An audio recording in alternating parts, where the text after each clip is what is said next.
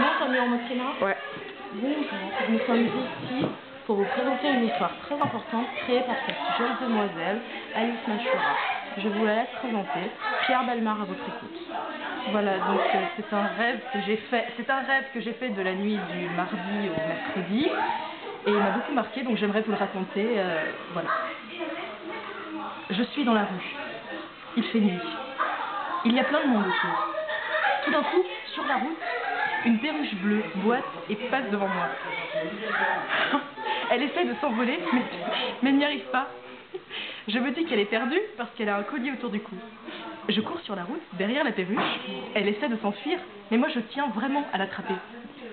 Finalement, elle réussit à s'envoler un petit peu, mais elle se pose sur mon bras. Je la tiens entre mes deux mains pour pas qu'elle s'échappe, mais elle semble avoir peur de moi. Je vois qu'elle a la patte cassée. Pendant tout mon rêve, je tiens la perruche entre mes mains.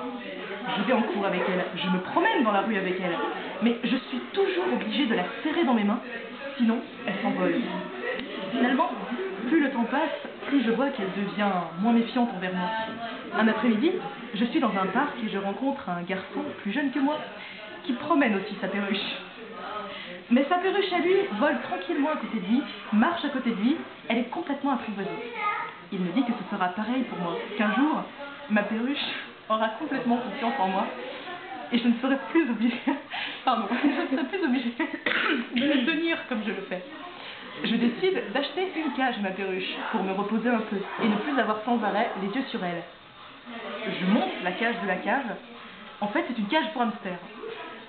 Très important. Il y a une roue au milieu de la cage. Je mets ma perruche dans la cage.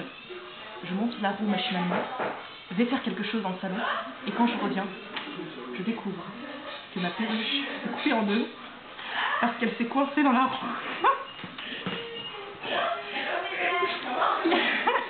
Il y a du sang partout. Elle est morte. Ma sœur entre dans la pièce. Elle me voit effondrée par terre à cause de la mort de ma perruche. Et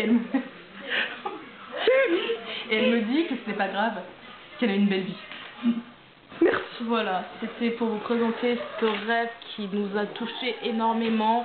Je pense que vous, auditeurs, spectateurs, vous avez compris la peine qu'a pu ressentir cette jeune fille. Le choc au réveil. Ne rigole pas.